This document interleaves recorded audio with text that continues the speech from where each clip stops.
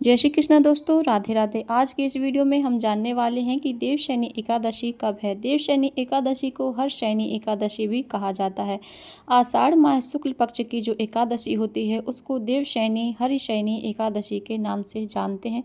तो इस वीडियो में हम जानेंगे कि हरिशयनी देवशयनी एकादशी कब है और इस एकादशी के व्रत का क्या महत्व है, क्यों करना चाहिए एकादशी का व्रत। तो आइए जानते हैं। हिंदू धर्म में हर एक एकादशी का अपना एक महत्व है। हर साल आषाढ़ मास शुक्ल पक्ष की एकादशी को देवशयनी एकादशी रखा जाता है। इस दिन भगवान विष्णु की सृष्टि का संचार का कार्यभार भगवान शिव को सौंपकर 4 माह के लिए क्षीर सागर में योग निद्रा के लिए चले जाते हैं। इसके साथ ही चतुर्मास का आरंभ हो जाता है।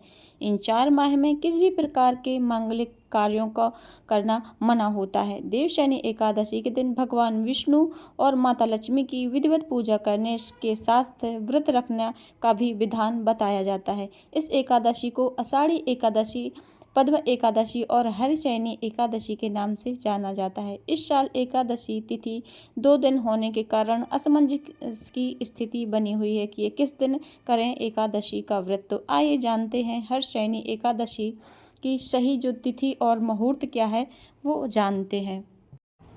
तो दोस्तों, पंचांग के अनुसार आषाढ़ माह के शुक्ल पक्ष की एकादशी 5 जुलाई को शाम 6:58 से शुरू होगी, जो 6 जुलाई को रात 9:14 पर समाप्त होगी। ऐसे में उदय तिथि के हिसाब से देवशयनी एकादशी का जो व्रत है वो 6 जुलाई को और दिन रविवार को रखा जाएगा। और देवशयनी एकादशी का जो पारण का जो समय है तो वो भी बता दें। हिंदू पंचांग के अनुसार देवशयनी एकादशी का पारण 7 जुलाई सुबह 5:29 सुबह से लेकर के 8:16 सुबह तक किया जाएगा। तो दोस्तों, इस वीडियो में हमने पारण का और देवशयनी एकादशी व्रत का जो मुहूर्त है वो भी जाना और देवशयनी एकादशी का जो महत्व पुराणों में विशेष रूप से बताया गया है। इस दिन से भगवान विष्णु विश्राम करते हैं और पूरी सृष्टि का जो कार्यभार होता है वो भगवान शिव के लिए सौंप देते हैं। इसी वजह से चतुर्मास के दौरान भगवान शिव की विशेष पूजा और अर्चना की जाती है।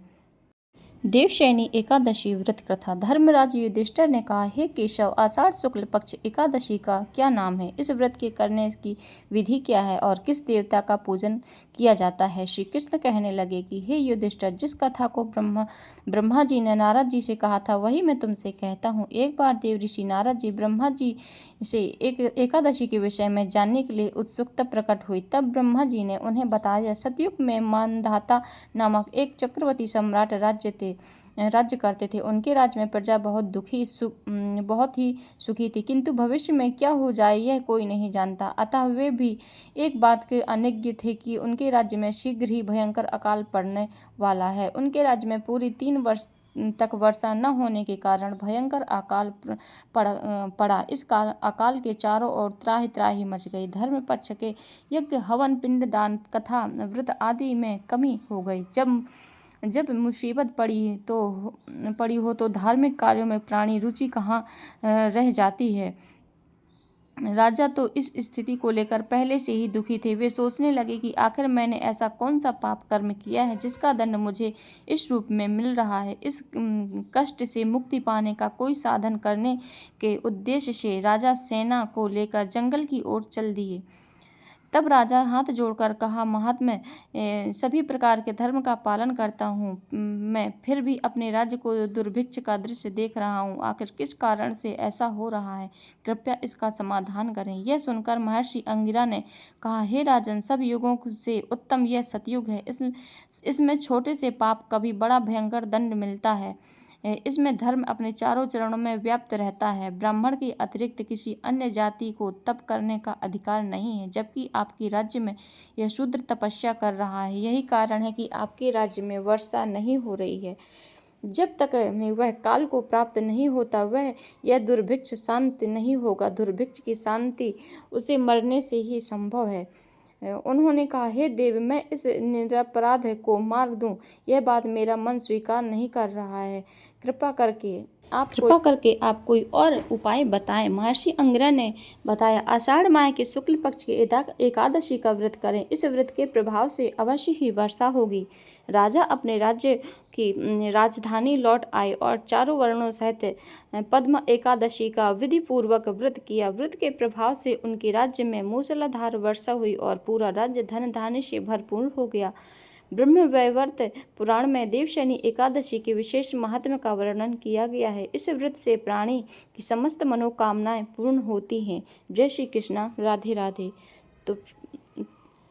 तो फ्रेंड्स, अगर आपकी भी कोई ऐसी मनोकामना है जो काफ़ी समय से पूरी नहीं हो रही है, या फिर धन नहीं आ रहा है, माता लक्ष्मी की कृपा नहीं हो रही है, तो इस एकादशी में आप विधिवत पूर्वक आप राधा कृष्ण का या लक्ष्मी नारायण का या फिर सीताराम जी की, जिनकी भी आपके पास फोटो विग्रह है, मूर्ति है, तो आप विधिवत पूजन करें और पंचामृत से स्नान करा करके धूप दीप और फूलों से प्रभु का श्रृंगार करके और फल मेवा मीठा आप प्रसाद में कुछ भी लगा सकते हैं। और विधि विधान से ब्रह्मचर्य का पालन करके अगर आप भी इस व्रत को करते हैं तो लक्ष्मी नारायण की विशेष कृपा होती है घर पे, और माता लक्ष्मी की कृपा होती है।